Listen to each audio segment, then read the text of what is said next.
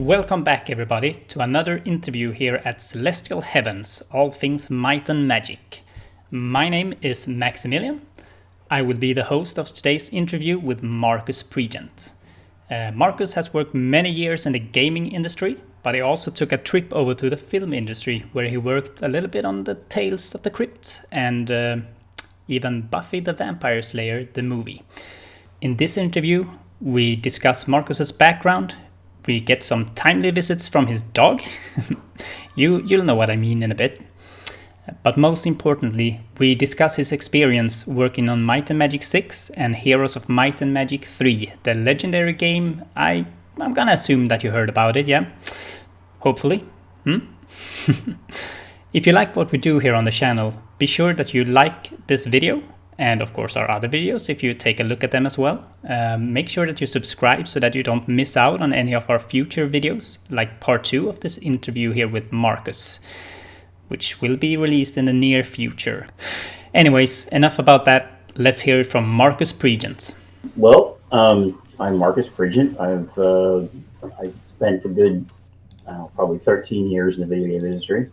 I'm out of it now, trying to do some work on my writing career and some other, at least launch a writing career at this late point in my life, and playing stay-at-home dad and starting to see what I could do to live out this pandemic. Really, do what I can. Yeah. So, in terms of games, I started out as a tester at Disney, working on Gargoyles, Genesis. That was a blast. And then worked on a couple other things, Pocahontas, which was not so much a blast,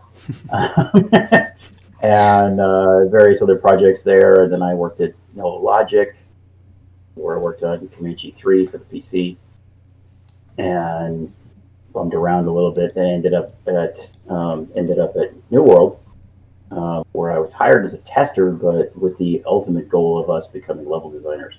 Me and another guy, and a funny story about that is my friend Jason and I, we went together. He's the one who actually found the interview of going on, and we showed up together. And he showed up in a suit, and I showed up, nice but not too nice, because I knew what I was getting into. And I'm like, I didn't have the heart to go, dude, you were way overdressed.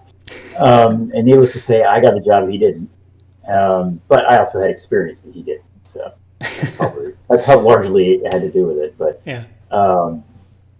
Anyway, and then I started working on that, and we were doing some Heroes 2 cleanup stuff. I don't remember exactly what it's like, a companion. Oh, it was a companion, Heroes 2 companion, which is like Heroes 2 and all like put together. Can't exactly call it DLC because back then they didn't have DLC. It was an expansion. Yep. I forgot. I'm so used to modern day that I forgot my terminology. Anyway, so the expansion, and then which was for some bundle that we were selling. We worked on a couple of other projects like solitaire, poker, and all kinds of collect. It was a party game thing that for some weird reason New World had done as well. Family Game Pack, I think is what it was called. But, yeah, I think I've seen it as well. It's kind of a weird combination of gaming. Card games I'd never even heard of were in this thing. I mean, I learned how to play Whist and Au Pashaw, which is like, what? What's this game? And spades and hearts and all this goofy old school card game. Bridge. And I actually finally understood what bridge was like as a result of working on that. So, and then came Might and Magic 6. And we started working on that at the same time, and it was still, early in development when we were there doing all the other testing stuff. And then we started doing those, and eventually I worked on Heroes, and then I worked on 2 expansions for Heroes, and I worked on Legends. And I transferred to another company eventually because 3DO went under, and that's a story we know all too well about. 3DO going under. Microsoft. I worked at Microsoft on Crimson Skies: High Road to Revenge for the Xbox. That was awesome until it wasn't. Because project got thrown back into back at a prototype phase. And the way Microsoft handles things is, I was a contractor at the time, and so contractors get, you know, unless they're absolutely necessary. And unfortunately, I was the only member of the design team that was a contractor, and so I got let go. Oh, yeah. Well, yeah, I that's mean, tough. it's a shame too because I really liked it up there. It was Microsoft's environment was wonderful, and the guys I worked with were great. Yeah. They've all gone on to bigger, better things. But one of the What's the guys works difference on like working at such a big company like Disney and Microsoft compared to my like New God. World Computing? Well, New World was, I mean, we were part of a bigger company, but because we were a satellite studio, we didn't have all the amenities that they had. Like when I was at Microsoft, they had a cafeteria that was like dirt cheap, but it was, you had anything. Yeah. There was different stations that you could go to. You had like hamburger type stuff, and then there was like a place that had sushi, and it was crazy. Just the amount of money that Microsoft has to throw around for stuff was phenomenal. And the desks that everybody had, the computers and the TVs, it was very different. It was also console development, which I'd only done as a tester, not as a designer, so that was interesting. But anyway, after that didn't work out, I then ended up, 2003, I ended up at Sony in Oregon, working on the Siphon Filter franchise. And I was there for 2 years, and just had to get out of there. It was just not a good fit for me, mentally, creatively. And so I ended up at Volition, which was my last gig, my last stop in the crazy train that is the game industry. Yeah, I also checked your profile on Moby Games. Yeah, and it's listed that you have. Which I'm very, very pleased with. I'm really bummed that my IMDb page is woefully underrepresented. Yeah, I checked that too. Moby Games has me much, more solid. Yeah. Than I do there. But yeah, I was surprised that I even had one, and then to find out that it's like. And I tried to fix it one time, but it's so hard to put new stuff in because the interface is such a arcade mess. It's worse than Heroes 3. Right? That's my little jab at Greg Fulton, because Greg Fulton's he and I are good. He and I are friends, and he's a great dude. But man, that interface is just way busy, way busy. Is that bad, huh? Well, it's just there's so much there. It's so dense. That in the time I worked on it, and I worked on Heroes for probably, I would say, the better part of 2 years, working on between the three projects. And I don't think I ever fully understood all of it. All of the, I didn't play with all of it because I didn't have to. Most of it, a lot of it there is I don't know. For me, it was superfluous information.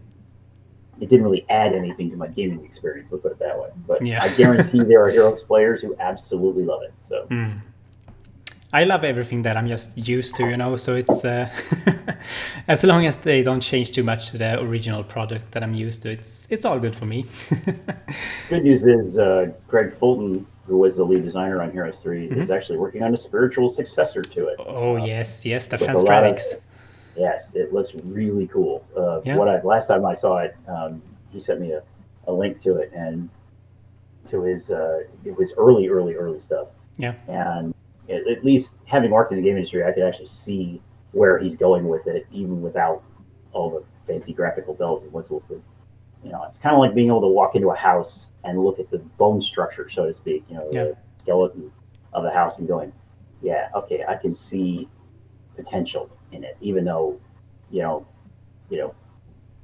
again, I'm used to old board games with little stupid pieces that mean nothing, they're just an icon. So, yeah, that was my next question, actually. Like, what's your personal gaming background like? Is it mostly board games, or is it... Well, let's see here.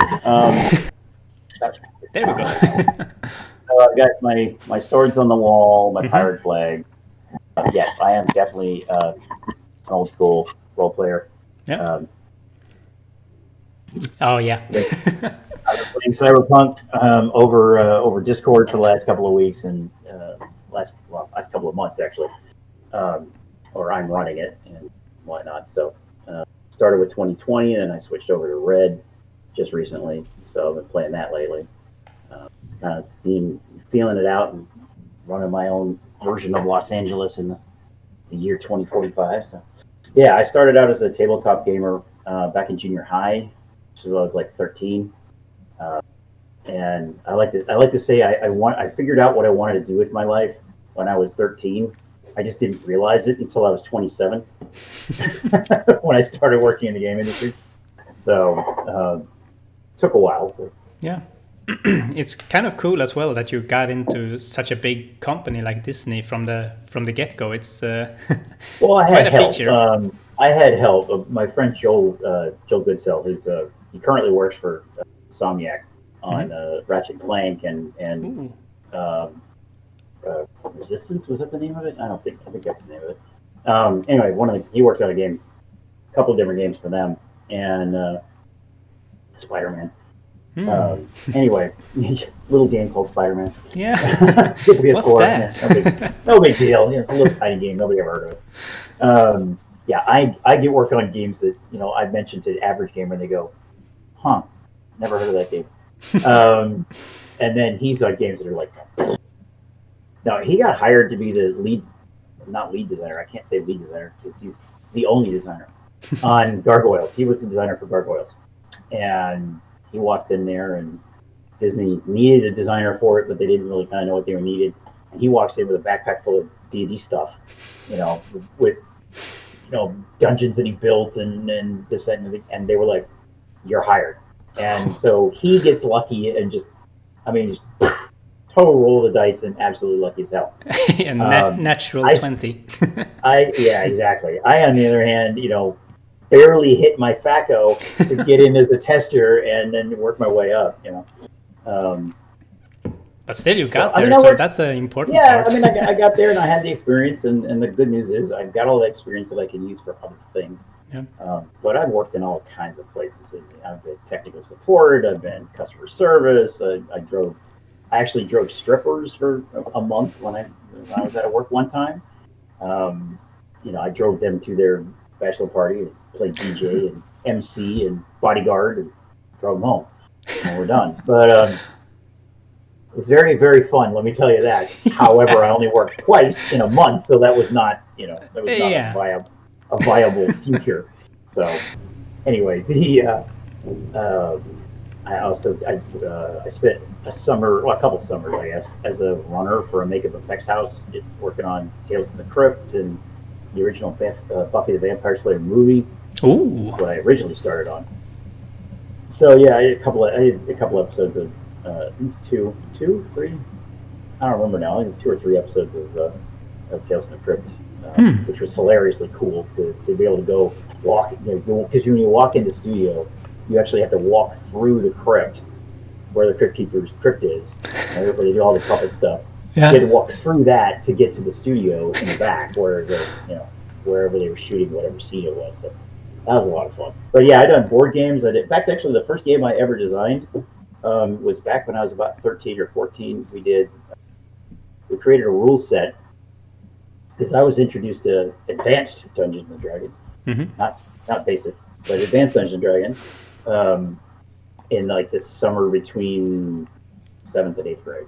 And then I went and during that time, we played a lot of D&D and Gamma World and Boot Hill and, various games. We didn't just start with one and stick with one. Oh, no. We were all like, as much as possible. And anyway, one of the things that we did was we sat down together and we created a set of game rules for G.I. Joe versus Cobra using the action figures and toys from the 80s, right? Because that's what they weren't old then; they were brand new. Yeah. But we gave like armor classes and hit points to basically use the D&D rules effectively. We gave damage values to the his tank and the Snake Eyes and his machine guns and so forth. So, but I actually created a lot of the mechanics for it. So, and then eventually went on. And I've been doing my own RPG since high school, but I keep throwing it out and starting over and throwing it out, starting over.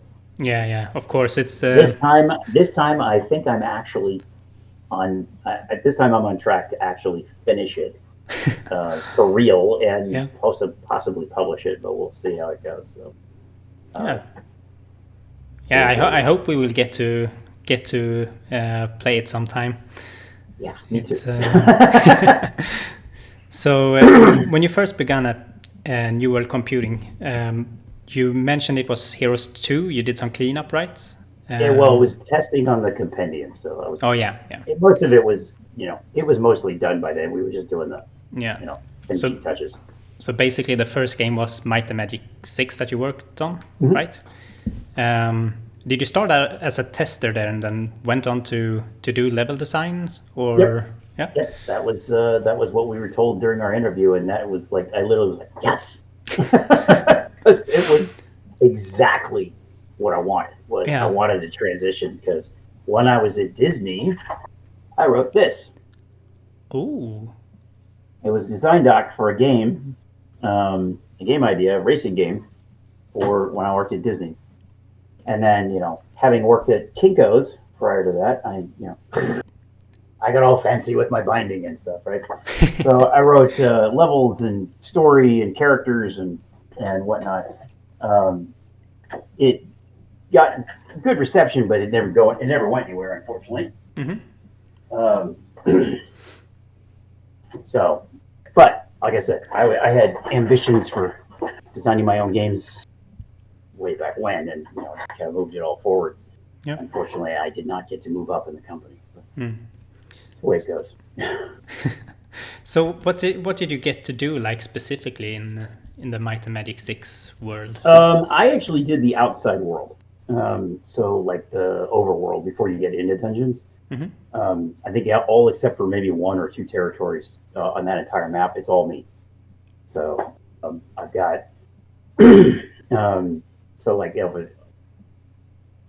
built the mountains and things and got them all to line up properly because it was made up of various. It was like a patchwork quilt, effectively, is the way the world is put together. It's been so long since I played, I don't remember almost. But anyway, but you've got your so you'd be in one zone, and when you transition to another, I had to make sure that like if you were up here on a cliff, when you transition to the next zone, you're not suddenly down in the valley. Yeah, or something. yeah. It had to match up, especially since the world map, the mini map was made up of those squares. Mm-hmm. And then there's the funny part, which was during development, you get bored as you're building some of this stuff occasionally. So I actually put my initials, an MP, in the map in the upper left hand corner, and just as a cute little whatever for myself. Yeah. And then they used the art of. I figured we were gonna do the mini map as someone was gonna actually paint a map. Oh no! They used the actual map. Had this filter that they put over it, so it created. And then all of a sudden, there's my freaking initials. I'm like, oh god! All right, well, I'm gonna have to fix that. So I don't even know, to be honest, how much is still in there or not. So yeah. I don't know if I tweaked it or not, or if they tweaked it, but it was super obvious. Let's put it that way. Yeah. So like, how did you actually go about like creating these things? Because I mean, like, if you watch the Heroes games, you have like map editors and all that, but here you don't really have the same tools. Well, we had we had an in-game, or not in-game. We had an editor we used that was in-house. Mm-hmm. It's not like we used 3D Studio Max or anything like that. Yeah. That stuff didn't come till much later in my career. But so we used. So basically, it had all these different points on the ground, and I set heights, either numerically or with a paintbrush, and it pulled the land up to a certain height. Mostly, what it did was I would set, I would just go in and tweak it, here and there, whatever, to create the peaks and valleys and whatnot, smooth stuff out as much as I can. So there's various filters and whatever. It wasn't the most efficient editor that I've had. Sorry, I should say not efficient. It was efficient. It wasn't the most user-friendly, I should say. But it was, it worked, and that's what matters. So we got what we needed. Yeah. Later in my career, when I worked, like for example, when I worked on Red Faction Guerrilla, Red Faction Guerrilla's editor was phenomenal for making that stuff because it had all kinds of filters for. You could even randomize things and then tweak if you needed to. Mm-hmm. You could lay down splines for roads and then rotate them if you needed to, or smooth stuff out. And they had a billion filters for for different kinds of erosion on the terrain and stuff. So because it was all height maps, but it was height maps that you could modify over time. It was incredibly user friendly, and it's a shame that because of the process that they did for creating it and how you got maps from that editor into the game, it wasn't something they could release to the public, which is a royal shame, because I would love to just have it was named Chloe. I forget what it stood for. It was an acronym, but I would love to have had just Chloe just for myself, if nothing else, for my fantasy game and stuff, to go, here's what it looks like, but here's what the terrain looks like and all that kind of stuff, because it was super easy to build. Anyway. Yeah. And like, how much creative freedom did you get when you like made the outside world in Might and Magic 6? That was the great part about working at New World. There was a lot of freedom for that stuff.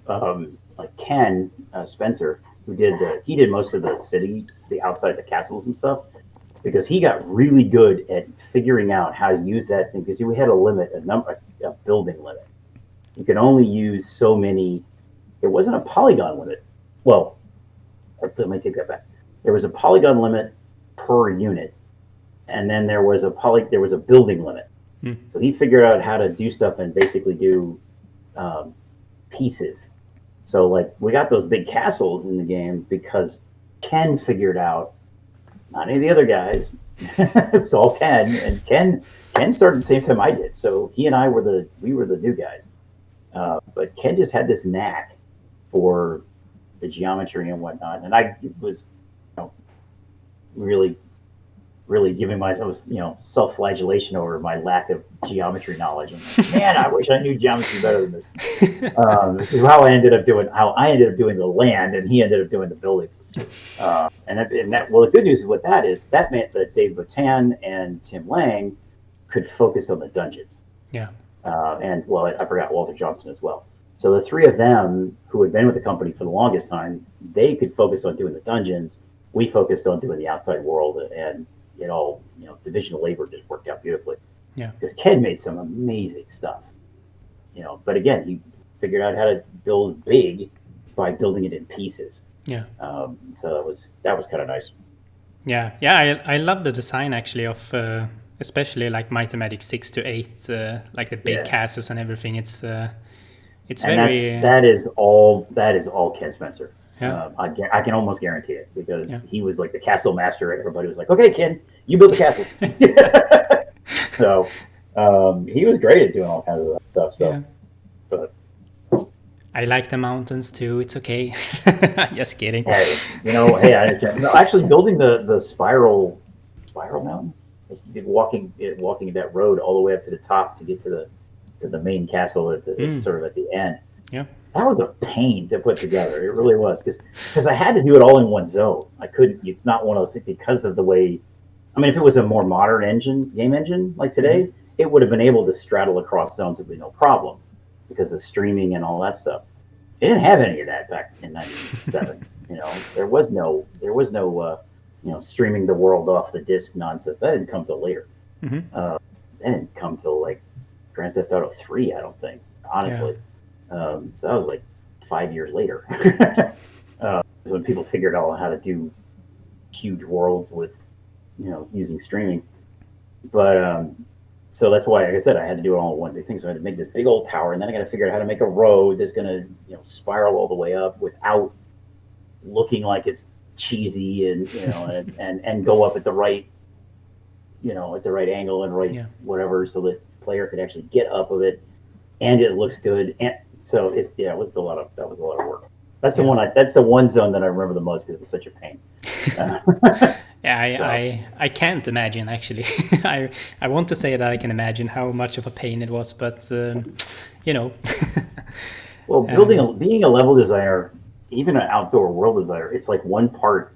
Well, for me, it was more like a landscaper, and then I've done internal level design as well. It's like you have to be one part set decorator, one part level designer, one part game master, and then another part interior designer. So you've got to have all of all those tools in your woodshed because it's figuring out about space and flow and where enemies can come through and guys can come through, and that's why I say it's like one part game master and and set designer / cinematographer / director from a movie, because you have to be able to set the scene. But as a game master, you have kind of the same idea, because you got to figure out where guys are going to be coming from, the conflict, and so forth. And then you add in, oh yeah, by the way, I have to make it look pretty and realistic, and or it's got to be immersive and draw people in. So that's where the interior design and the landscaping kind of comes into play. Yeah, because it's got to be attractive. It's got to be interesting and attractive. Even if the attraction is post-apocalyptic world falling apart, it has to at least look the part, Yeah. I immediate. Yeah, man, my mouth. 1 second. I immediately started thinking of Emerald Isle from Might and Magic 7, like that because that's my first experience with the Might and Magic games. Oh, okay. Like when you just come and you see this like big waterfall, and what I really loved about Might and Magic games is just a big and open world. Yeah. Fortunately, I did not work on MM7, so though I have a credit in there somehow, I'm not quite sure how. Maybe I did work on it more than I remember, but yeah.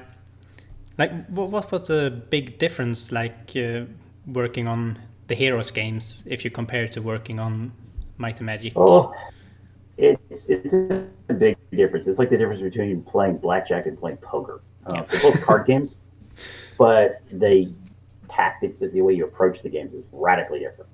Right? Blackjack, you're not playing against a person. You're not trying to figure out their bluffs like you do in poker. Blackjack, it's all about statistics and odds and that kind of. In fact, you're not even playing against the other players, just playing against the dealer. So whereas poker, it's a lot more nuanced, and you're playing against everybody else, and there is no dealer per se, or even if there is a dealer, the dealer's not involved. So I guess in that way, poker's a lot like a role-playing game, and blackjack is more of a strategy game. So, and that's kind of really the way it is, because as a strategy game, well, first of all, I didn't have to deal with any 3D nonsense. It's all 2D. So it was super easy. All we had to do was pathing, right? And then, pathing in trees and placement of things that are, within how far can the player go? Can they, is it going to take 1 day or 2 days to get to this thing that you're, trying to, plus you have to lead them with breadcrumbs to the stuff that's important. Like, you got to drop gold and resources over here so that they can get them and start building up their stuff. But at the same time, you also want to lead them toward the enemy, and B, toward monsters and artifacts and that kind of thing. So it was totally just a different approach than you would do with my Magic franchise. Yeah.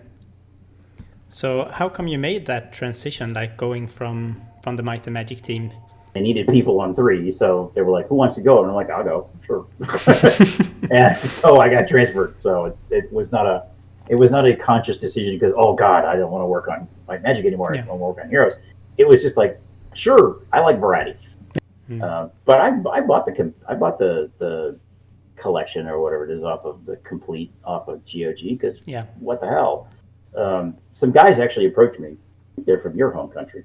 They're definitely from Europe. I don't know exactly where, but had approached me about doing the Forge because for Heroes 3, Arrowbrigade's Blade, the Forge Town thing, they were trying to bring back the campaign that never was. And so I guess they talked to a couple people who then gave them my name, and they got in touch with me, and I was like, sure, no problem. I'll be happy to help. I don't remember a lot of that, but I'll be happy to. It was 20 years ago, so I've forgotten a lot of I've forgotten more about that game than most people will ever know. But anyway, so I did the best I could with them. I even did some write-ups on the one villain that was supposed to be in the game. Oh yeah. And completely rewrote him. I'm like, you know what? I don't remember what I wrote before, but I'm going to write what I would write now. And I honestly think I came up with a much better thing now that I ever would have come back up with that. But last I heard, they're still running with it, and I haven't heard from them in a while. But That sounds really interesting, actually. Like, I mean, there's a lot of those things going on, like in the Heroes community. You have the Horn of the Abyss and all these, like, yeah, I was actually stunned that there was still a community after all these years. You know.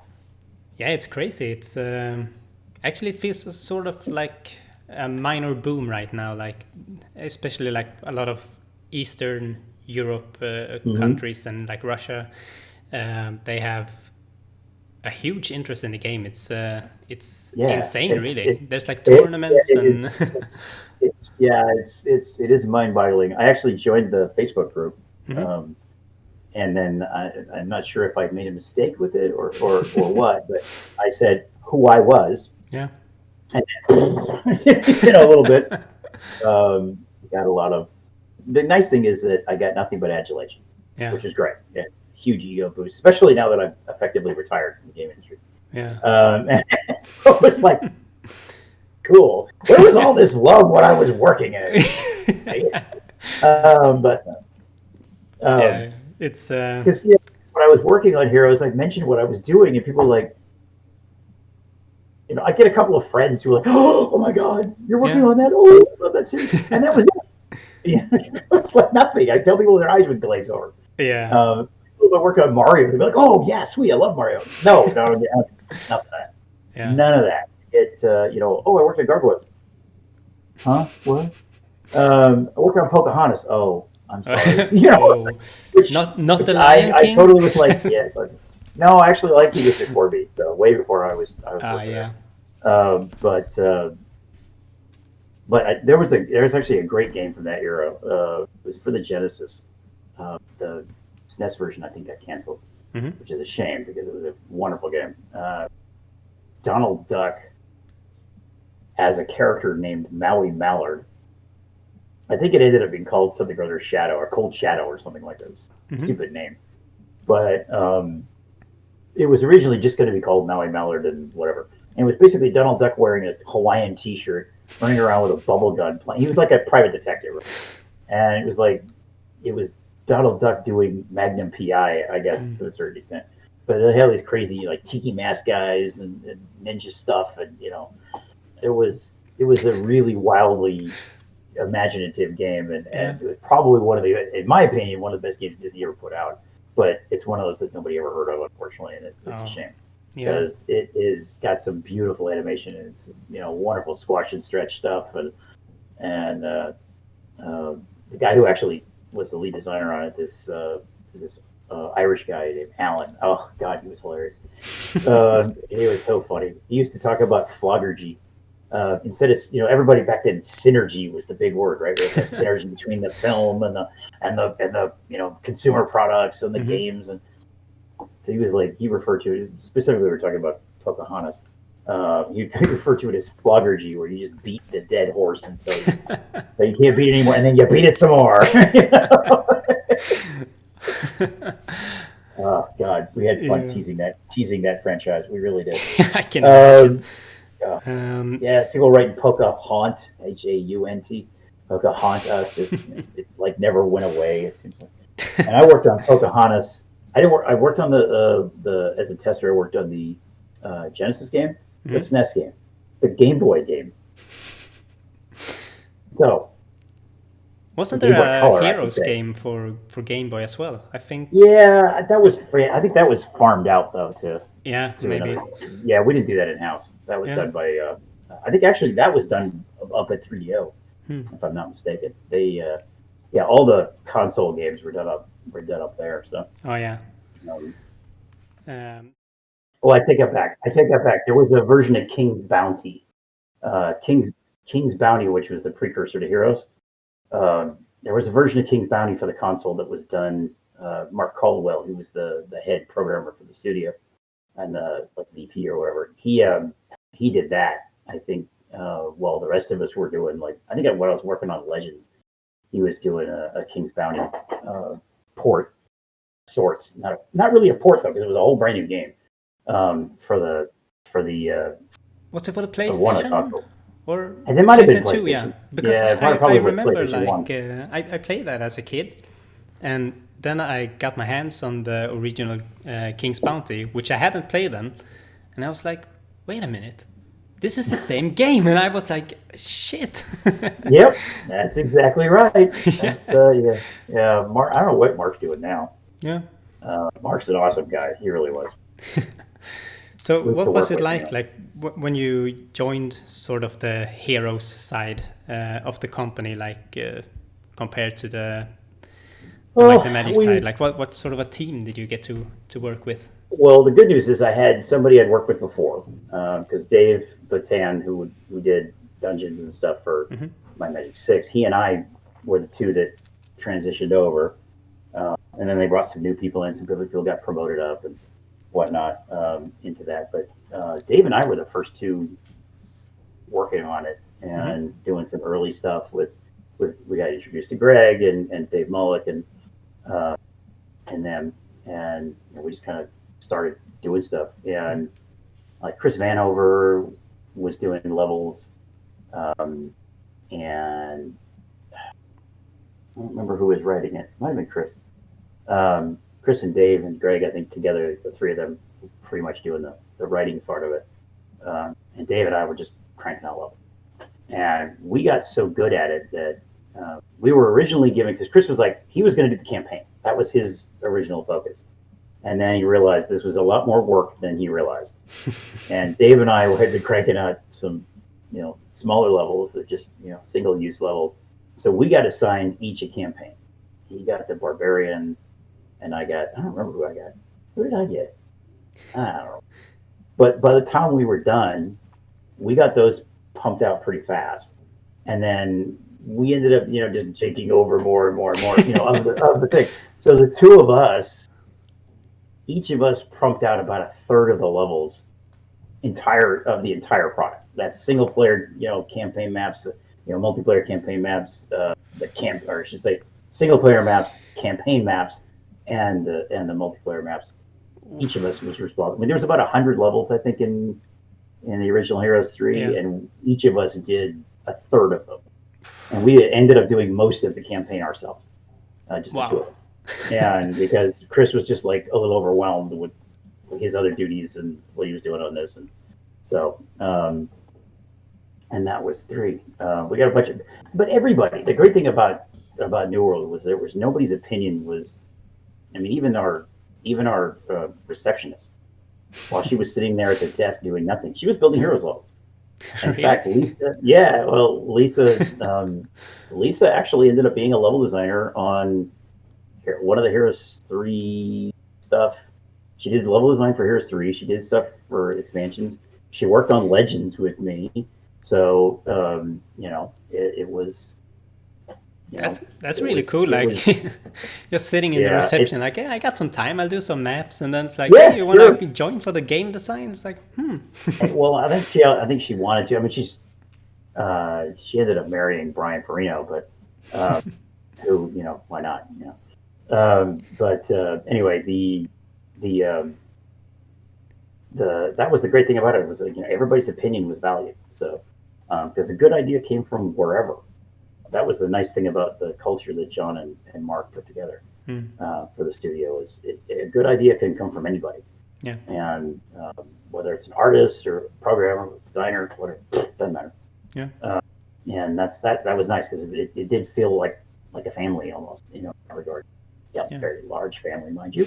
But in fact, some of the people who worked at art from the art team. Some were doing Heroes, some were doing My Magic. They're doing films now. I didn't know that. In fact, one of the guys, I don't remember his name, but he and I had talked a couple times about stuff because he was a big Battlestar Galactica fan, just like I was. Original series, mind you, because this is years before the reboot came around. Anyway, he was working on something. He's like, I want to show you this. And he showed me this video he put together of Cylon and like some interiors, like ship stuff. And it was all CG work that he was doing for Richard Hatch, who played Apollo in the original Galactica. Because Richard Hatch was the one who carried the torch for Galactica for so long because he kept trying to get, either finish the story or, pick it up where it left off, kind of reboot it, so to speak, something, right? Yeah. He carried that torch for probably a good couple of decades and write books. He wrote comics. He produced a short fan film, I guess you could call it. It was the intention to be something. And one of the guys who worked on Heroes was one of the many CG artists who did it. Yeah. Another guy ended up doing Star Trek stuff, a lot of Star Trek stuff. And because I've followed him on Facebook, and he posts pictures and stuff. And I know he also worked on what's that called? The Orville. Mm-hmm. Worked on that. So he's done a lot of movie stuff, and all from working in games. Yeah. So. Yeah, it's amazing, and also like from everyone I talked to that worked with the Heroes games and the Might and Magic games, they say similar things, like it was a big family, and there still seems to be a lot of like connections, like as you say, through Facebook. You see like David Mullick and Tim Lang, and everybody's still like interacting. I'm still friends with Tim Lang. I'm friends with Mike Wolf. Friends with I followed Dave Batan. We still talk occasionally, and Dave Mullick and said Greg Fulton. He approached me. Oh no, I found him. Yeah, and then we started talking. Where this when he told me about his project that he's working on now, because I had asked him about these other guys. I'm like, he's like, oh yeah, I gave them your information. I'm like, oh, okay, cool. I was just getting freaked out. I'm like, wait a minute, somebody found my information and contacted me out of the blue. I didn't mind the reason, but it was just weird. Yeah. And so, hey, why not? Turned out to be a good thing, but still. Yeah, exactly. So you mentioned you did like a third of the maps and also campaigns in the original Heroes, right? And I cannot for the life of me remember a single map, mind you, but in terms of the names, anyway, I don't know. Yeah, I understand that.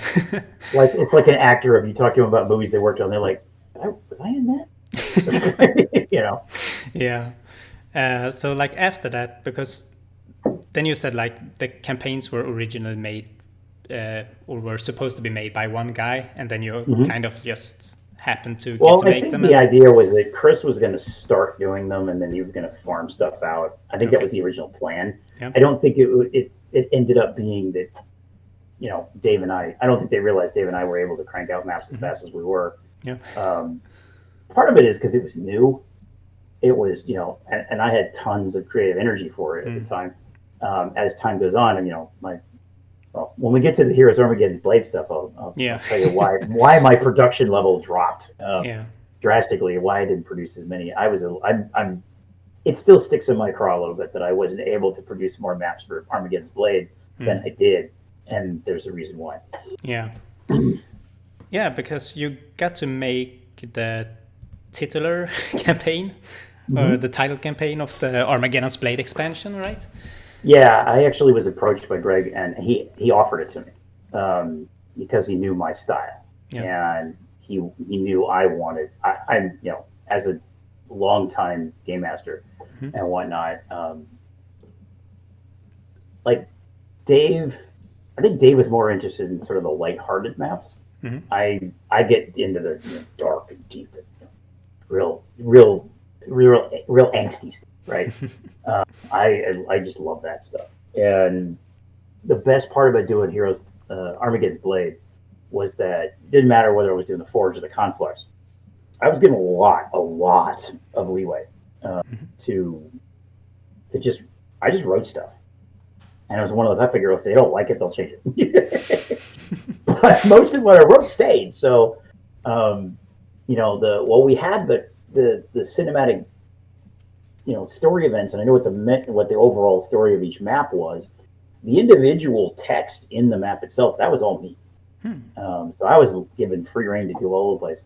I slipped stuff in from my tabletop game, little bits like a town name here, some characters here, characters there, just because. It was more of my shout out to my friends at the time. Like the city of Engelstad It's in one of the campaign maps. That's mine. Oh. That's from my fantasy world. And then some characters' names in there.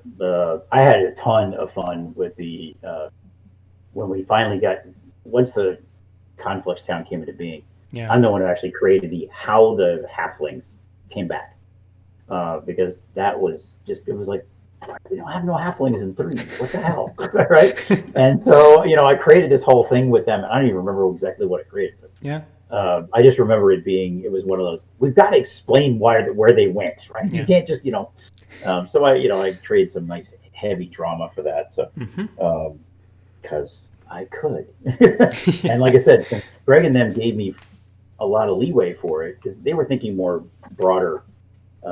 At this point, Greg was thinking up high, and Dave Mullick obviously was even higher than that. They were thinking high level thinking, whereas I'm like, let's get in here and do this. And obviously, whatever I produced, they were fine with. So yeah, I think so basically, you got like an overall view of what kind of a story they wanted to tell or something, and then you just got to dive. Well, what I got was a description of the cinematic intro because someone had to do that. I don't. Yep. I don't do cinematics. That was mostly Adam. Yeah, Adam did those. Anyway, which is funny because Adam. Jelliu, the elf, he's got all those tattoos and stuff all over him. If you pictured him with black hair instead of red, you pretty much have an idea of what Adam looks like.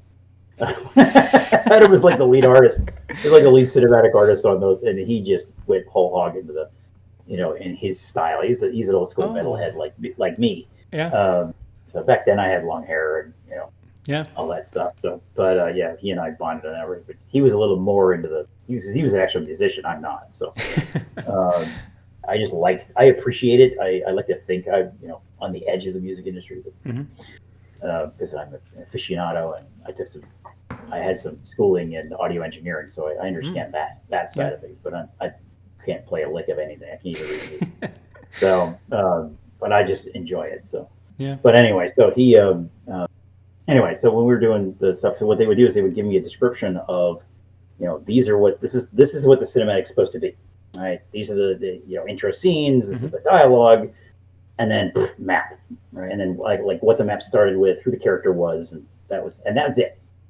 Everything else was like, okay, this is what we're going to do. What the objective was, I guess, was also listed. Yeah. And so we did that. So I'm the one who came up with, for example, the character of Zeron. The evil, the demon hero. Exactly. I'm the one who made it where you play as him, build him up, and I had suggested this to Greg, and he was like, "Oh, that's awesome!" So you build him up and then have to face him later. Oh yeah. Some people who were like, they hated me for that, so that was awesome. I was like, yes. I got what I wanted. I don't know. There's something about that idea of. In fact, that was actually one of my ideas for I had a sequel idea for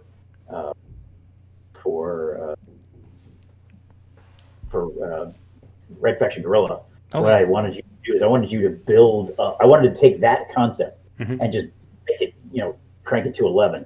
Yeah. I wanted you to build the defenses. Yeah. And then switch sides and then have to tear them down. Yeah. So that was what I wanted you to do for the sequel. It didn't go anywhere, unfortunately, but I think that would have been a blast for that stuff. But anyway. I love that concept. I mean, it's... I hate that pretty much every game just follows sort of a straight line most often. Like, it's much better with some creative... You need some curves. You need a little bit of curves. Straight lines are... Straight lines aren't bad. Don't get me wrong. If the straight line takes you... If the straight path, some of my most fun game experiences are completely linear, and there's nothing wrong with that. I personally, I don't play multiplayer games, or I play them as little as possible, because there's something about the story, and see, that's where I come from. Yeah. I come from not so much gameplay. Don't get me wrong, gameplay better be there, but for me, it's about. I've even suffered through bad games because mediocre gameplay. Yeah. Because of a great story. Spec Ops: The Line, for example, as a third-person action game, it's it's an endless bad guy shooter kind of thing. You go to an area, there's a whole bunch of bad guys, you shoot them and you move on. And there's not a lot of gameplay variation on that. There's just variations on a combat theme. But the story of that game is so amazing. Is so intense, it's so gripping, it's so immersive that I played through it at least twice just because. It was just fun. Max Payne.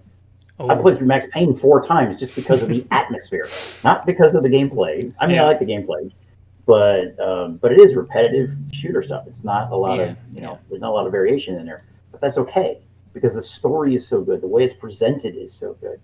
It's one of the things I love about Cyberpunk, besides Cyberpunk 2077, besides for the fact that it's based on a tabletop game that I've been a fan of since 1988. Yeah. But, and in fact, I even wrote stuff for the tabletop game. In the Chromebook 1, 2, and 3 have cyberware and gear and weapons and stuff that I created. Anyway, but in going through... and that's about the immersion of the world, and that's one of the things I love about Heroes is that it is so story driven, and not, so anyway, it isn't really like a stressful game. It's it can be. You sit, of course it can. It can be. It can you be. get your butt kicked. It gets very stressful. Oh yeah, the time limits and stuff can be quite hard, actually. I time limit. Trust me. If me it was too. Me too. I would never write a time limit scenario. Same here. It's not worth it. It's all it does is take your blood pressure and bring it up here. Exactly. And that's what I kind of love about Heroes. It's like you start it and you're like, now I'm just gonna sit here. I'm gonna take it easy. I'm gonna play. I'm gonna read. I'm gonna just take my time. I can do whatever. And there's a lot to read sometimes, which is good. So, yeah. I mean, I know I tried to put in as many little story elements, at least when I did, especially when I did Armageddon's Blade, is drop in all these little story things. Because to me, it's like I was being the game master and you were the player. Yeah. And here you go. Here's your scenario. What do you do?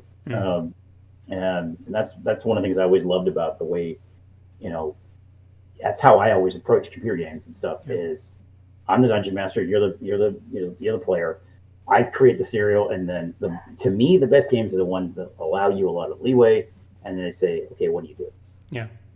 So you just take it from there, kind of like Heroes is a prime example of that. Even though it's a strategy game, it definitely has. If you really open your mind enough to think about it and really analyze it, you can see the role-playing game that's based underneath it. So would you have, like, if you were to approach a map maker that still makes maps for Heroes 3 today, do you have any good tips for adding these little story elements? Be judicious with them. Don't put too many, obviously, because you'll either bore a player. Or because your story better be good if you're going to do a lot of them, but at the same time, put them in places, because one of the things that's fun about Heroes is exploring, right? Yeah. Put them in places you wouldn't necessarily, if you've got a story you're trying to tell, obviously put them in the places where there's a choke point. And you've got no other place. But it's also like one of my favorite maps that I did. It's called Fairies. Map that had all kinds of problems technically because I wasn't thinking ahead, because I landlocked the enemy, and the problem was their numbers were growing to legions very quickly, and it became impossible to win. I don't care what tactics you use, you just got slaughtered by this stuff. So what you did in that is what I did with that is I put story points in certain spots. So if you came over this one lake, for example, over by the water, there's a story point in there about, because the whole basic story of the map is that you're the evil bad guy. Yeah. And I was going for some comedy, but dark comedy, because that map was my vengeance on a part of the fan community that really irked me. Still does to this day, only because it was our own fan community that sabotaged stuff. And goes into the Forge. When I was working on the Forge, I was still doing an Armageddon's Blade, I had done 7 maps out of 8. I was literally the day I was starting map 8 was the day it came down that we were switching. Yeah. Oh God. And so I was asked, how do you, and it, because it came down that the astralwizard.com, which at the time was the largest fan base map, they were the ones, at least as I heard it, I could be mistaken, but as I heard it, they led a campaign to kill the Forge. Oh. They didn't like it.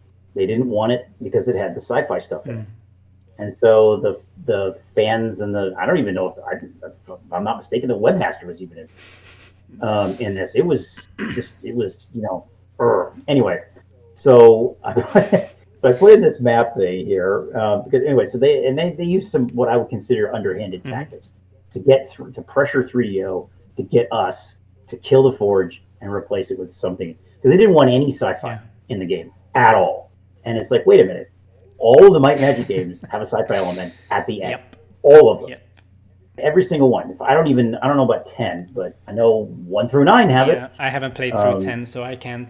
In fact, I haven't actually played any of the Ubisoft stuff. I've seen pictures of it and it looks cool, but anyway, but in that, so here I had just slaved, I don't know, 3 months, something like that. Not even that, probably a little bit less than that, but I busted my butt to finish those 7 maps. And when I make my maps, I don't know if you looked at them at all, but you'll notice if you actually look at the trees, you'll see that there's at least 2 sprites on top of each other, because I would put dead trees in with the live trees to create, especially if I was transitioning to a dead forest. I used to just layer the trees to death, because I knew what happened when the pipeline is this. I build a map, it goes to an artist to beautify it. It comes back to me to fix any problems as a result of, the beautification process, and then it goes off to test. I knew when I got the artist would do it. They always do. There's the passability button, right? You just simply click on it and you can see whether or not you can pass it. I would get blocked hallways. I would get choke points, which choked even more. It was like, are you freaking kidding me? You can't do this. And it's like, I understand the artists are doing what they're trying to make it look pretty. They're putting in the flowers and all that crap. The problem is the flower. I don't know why the flowers are not passable. Had collision. Why do they have collision? You can walk right through them. Yeah. Then it would have been no problem. That would have solved all those problems. By the way, they could have put flowers all over the bloody map. It would have been fine. If they didn't have any passability, passability, they didn't block passability. But I would be ripping stuff out left and right. It would slow the map down in some cases. Even back then, with computers being, by today's standards, they're boat anchors. But there were times when you would chug my machine, and I'm like, okay, I'm ripping a few of these things out of here, because the map wasn't playable really at the speeds. Because unfortunately, 3DO did not go, woohoo! Programmers and artists got the big fancy computers. Level designers, we got the bottom of the barrel. Unfortunately, so. But that's actually okay though. In a way, it really was good, because while it's not as efficient for making the games, it was very good for play testing. Yeah. Because then you can see how it runs on a lower end machine. Yeah, that's true. And that's important, because frankly, that's going to be the majority of our audience. And so that was okay. Yeah. There was no. In hindsight, it was great. Yeah. Back then, it sucked, but in hindsight, it was great. I mean, you couldn't really predict that there would be people playing on 16 to 32 gigabytes of RAM in 2021. Yeah. So no, but the good news about that is that especially the people at CD Projekt Red who put together the GOG stuff, they made those games playable on modern systems. You couldn't play them. I don't think they'd even be playable under Windows 10 or whatever. I know with one of the reasons I went to work for Volition in the first place was because they made one of my favorite games of all time, which is the 2 games, I should say, Descent Free Space and Free Space 2. I tried to, while I worked there, I tried to install it because they had them on the server, and it would get to the last disk and it would die. And I'm like, what's going on here? And I would ask the people there, and they were like, I don't know. I'm like, what do you mean you don't know? You won't. It was some problem with the installer, Yeah. the installation wizard. I think it would just, for some reason, it would just crap out Mm. under newer systems, and I was like, all right, fine. And so just uninstall and move on. Yeah. It did not like. Oh, were we using Windows 7? Might have been. No, I think it was 2000. But anyway, whatever. He'd clean that off of there and replace it with, So I just said, forget it. And then years and years and years later, I found the fan community had built it. GOG finally. So that's why when I saw Heroes is available at GOG, I'm like, oh, Yeah. just because. If nothing else, I got to get it because the guys who were doing the Forge recreation. I was like, well, if they asked me to do a map, what the hell, But so I should at least have the tools, so I could talk intelligently about these things and not like an old doddering fool at the memory gaps. Just what I am, but beside the point. But anyway, I want to be able to, maybe at least have this. So I went ahead and bought it. It was $8 or whatever. Yeah, that's a good thing as well. It's like it's for a price that you're willing to pay for a 20 it's in my price range. Yeah, exactly. Well, being an old game, I don't expect it to. It better not cost $20. Exactly. That seems ridiculous. Yeah, exactly. So, this is a game that's 21 years old. Come on, man. But the fact that it even runs at all is nice. So, I got Fallout 2 the same way. So, because I never played Fallout 2. That's the only one of the Fallout series I had to play. Well, 76, I haven't played that either. But the first game was so awesome because it literally did. That's the only RPG I've ever played. I think about Wasteland 3 did the same thing, where you play in real time and then it goes turn-based when you get to combat, just like an actual tabletop RPG. Don't get me wrong. I love one of my favorite games is Planescape Torment. One of the best RPGs I've ever played, story-wise and everything. But it infuriates me because it has a setting called Real D&D. Real D&D. My left foot, Real D&D. Real D&D is turn-based, guys. It has initiative. You know what's happening, so you can plan your strategies. It doesn't. Even the auto pause system doesn't do that. So I'm like, this is annoying.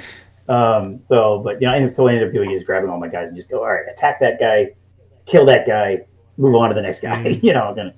So I don't have time to cast spells and stuff. Forget it. Just everybody's a fighter. Just go. Yeah. That's a good thing in Might and Magic as well. I think that you can turn on the turn base and you can try to plan out your spells. And exactly. Everything. And of course, in Heroes as well is very turn based, like chess type of thing. But I also wanted to ask, do you remember anything from the maps that you created for the original Forge campaign, or is it kind of not off the top of my head? Unfortunately, I honestly, it's one of those. I was so irritated. I think with having to redo my work, which is what, like I said, why I think I ended up with 3, maybe 4 other maps besides the campaign ended up in the game, because I had spent all that time. I basically built 15 campaign maps and only ended up using 8. Yeah. So, because all those other maps, I was asked, hey, will these translate over? And I looked at them and went, I spent like an hour looking at them and going, nope, none of these will work at all. I have to start from scratch. And that's exactly what I ended up doing. And the worst part is, the last map was supposed to be extra large, right? It was the biggest map size we had. So those take the longest, of course, to make, because you got to place everything. I don't even remember. Hard to I honestly don't. I remember very little. I remember very little of the of the Conflux maps I made, just because it was so long ago. Yeah, but how did you feel like when you actually got to start using the Conflux? How did you feel about the direction? I thought we actually made a better game. We actually made a better product. Part of it also is that, much like the Astro Wizard community was not happy with the sci-fi, our art department really was not into it at all. They were not. They were like, we make cutesy games. We make cutesy art stuff. We don't like all this chainsaws and shotguns. They were really not into it. And the art reflected it too. It really did. You could tell it was not what they wanted to do. So anyway, what I thought was funny was the reason they said that they actually, the fans that went against the Forge. Wanted to get rid of it because, and they cited Columbine, the attack in Columbine, the school shooting in Columbine. How it was triggering all this violence, and I'm like, oh right, because a knight with a two-handed sword hacking up a ferry is so much less violent than a shotgun. Exactly. I'm like, come on, that's just that was what was so annoying because it was so dishonest in the way it was approached. And some shallow excuses. So anyway, so on the ferries map, there's this little lake on the lower left side of the screen. There's a lake. When you approach it, it talks about you finding a wizard in astral form, and you reach through, you grab him out of the astral plane and pummel him, and you stomp him, and you leave him for dead. I think that was my to the astral wizard. That was my double middle. That whole map is my double middle finger to to good. So, I mean, I was doing it with tongue in cheek to be, you're evil. Let's be freaking evil. Yeah. And then bit there was my FU to the Astral Wizard as a result of thanks for giving me all this extra work. Yeah, and that one passed through, not like the initials in the mountains of the Might and Magic 6. Well, the best part about it is it slipped through. Yeah. I don't know if Dave Mulch just didn't care or if he was just like didn't read it or I got my revenge and I was allowed, so I'm okay with that. So maybe I earned it. I don't know. Yeah. Maybe I just earned it. Maybe I just earned my right to give the finger to the community that made me do this extra work. But honestly, I think I wrote better stuff. Because when I was writing the Forge was hard to understand because I didn't actually play 7. Yeah. So I didn't know what I was really dealing with. Had I played it, I probably would have, but when you play test Might Magic over and over and over and over and over again for months on end, and we did a lot of crunch time. Yeah. I mean, we were working 6 day weeks, 7 day weeks for a couple of months on end to finish that game on time, and you get burnt out. That's part of the reasons why I went over to Heroes also is why I wanted to go work on Heroes is because I was burned out on, especially when other games had come out at that time. Like Half-Life came out then, and it was like all of a sudden our game looks old, in comparison. And so as a result, we got to do what we got to do, right? So